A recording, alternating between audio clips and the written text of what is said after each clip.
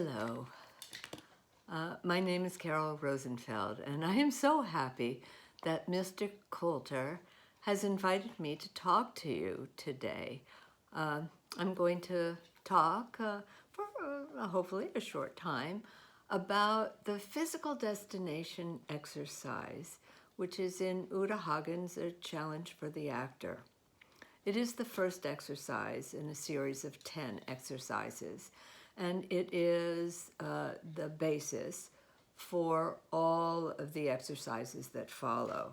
The principles that you practice when you're working on this exercise will apply to every play you ever do, and certainly every exercise you ever do.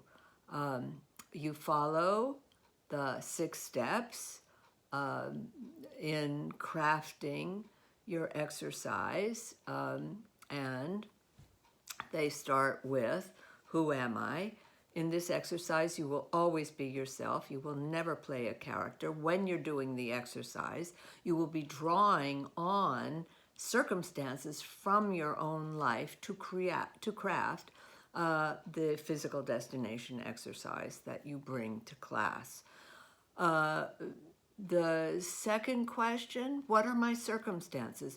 And you will learn through doing this rigorously what circumstances are.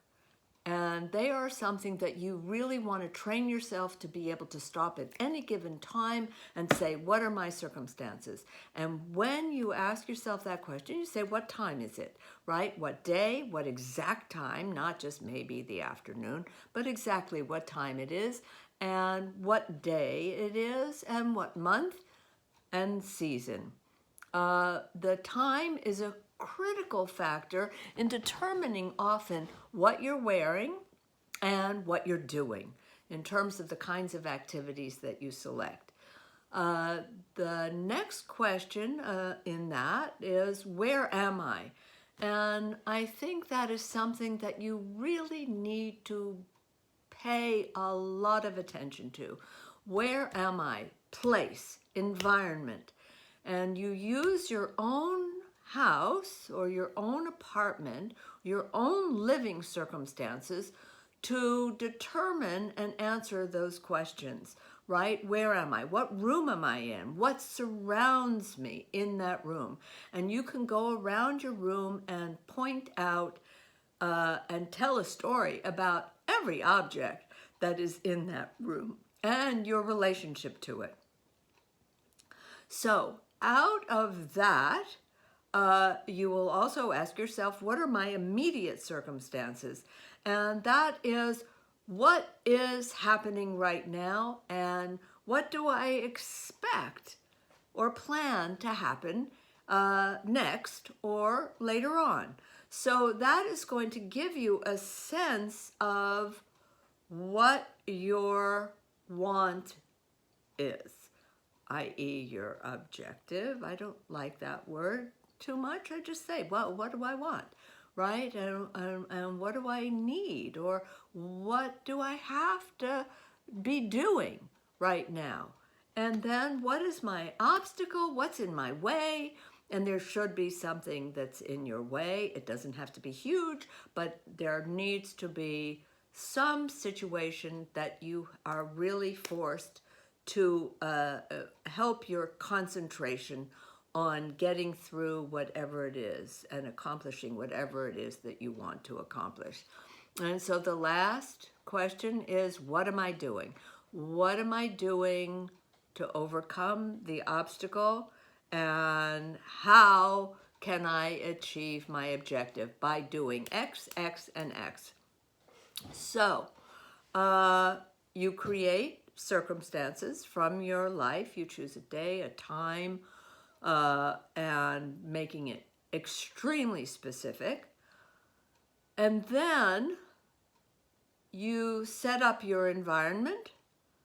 You put the objects where you want them to be, and you rehearse what is maybe a 3 or 4 minute exercise for an hour. Now, rehearse means do it. It doesn't mean think about it.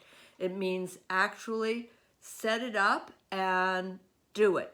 and then stop, reflect on what you just did, and then set up again your objects and do it again. So if you're practicing having breakfast, the really having breakfast is not a rehearsal. That's research.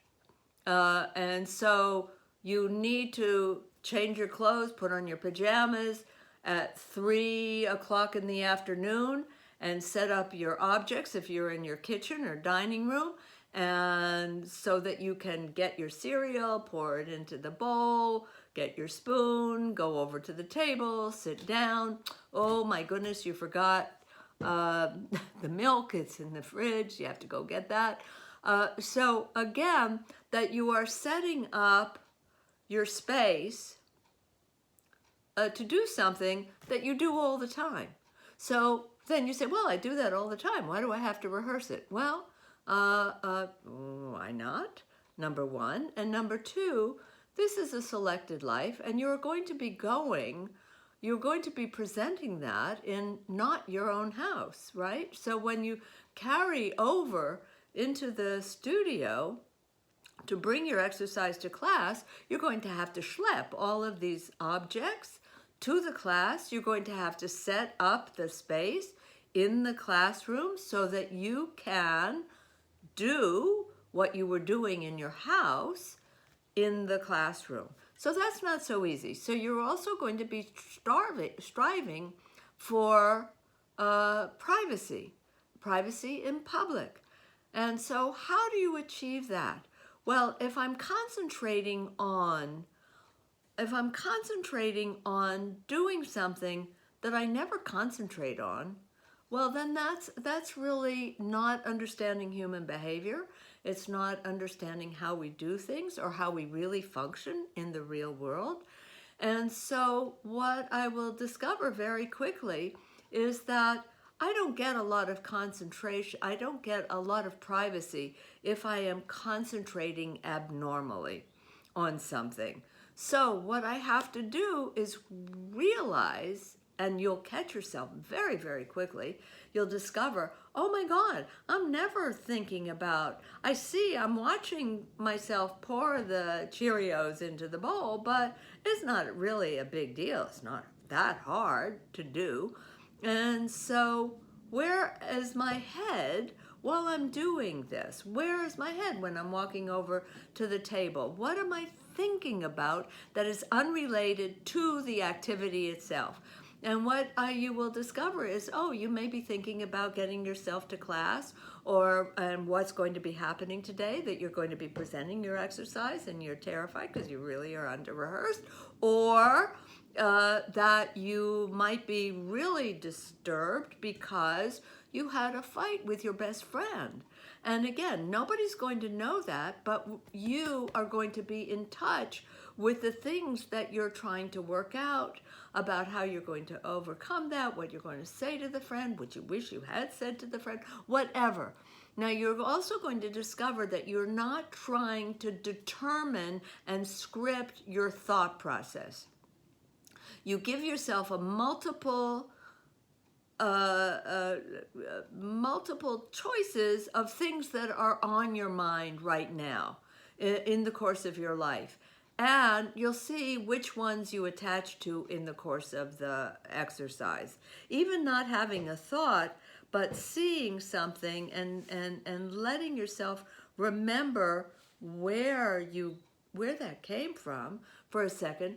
Like this cup I got when I was teaching in Lodz, Łódź, Poland, at the film school there. And so this is the cup that they created, and you can see it's the actor acting. Anyway, so I really got distracted there. So it is a very important exercise.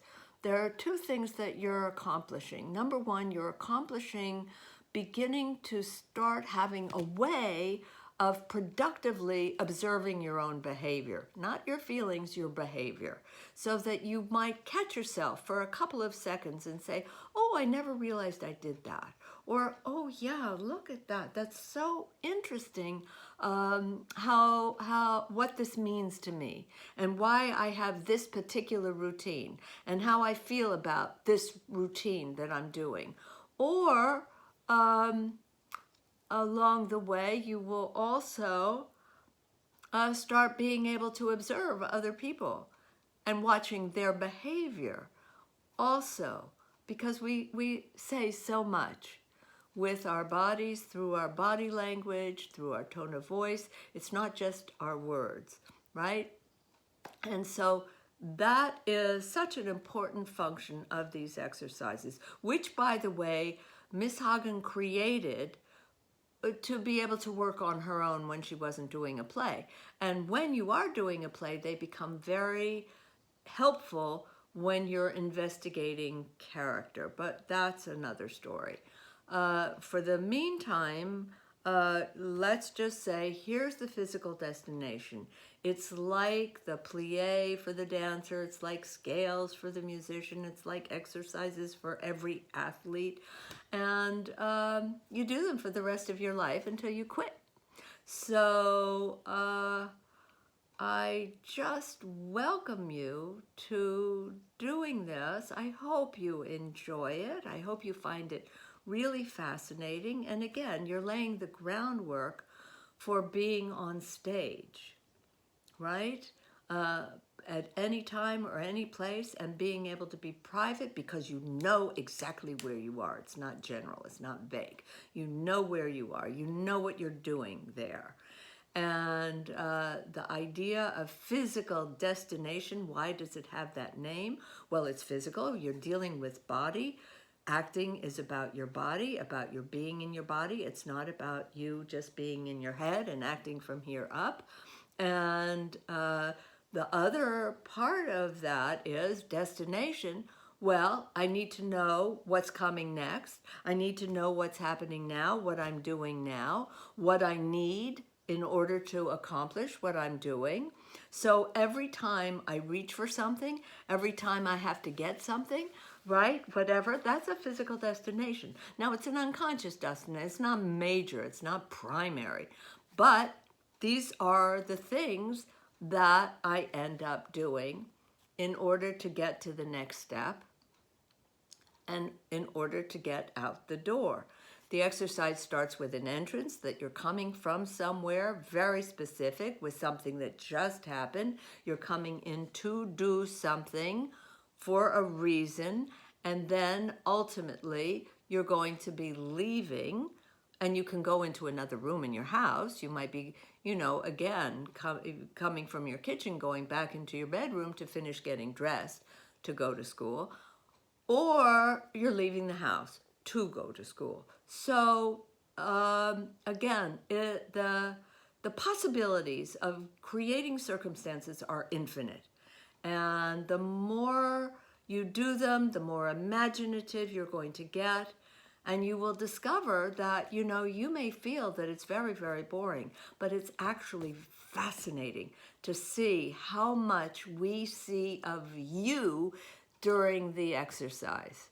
So I just wish you lots of luck. I hope you continue going. I think Mr. Coulter you are so lucky to have him, to be studying acting. Whether you become actors or not, it doesn't matter. You learn all the major skills of life when you are studying acting. And stay safe. Thank you.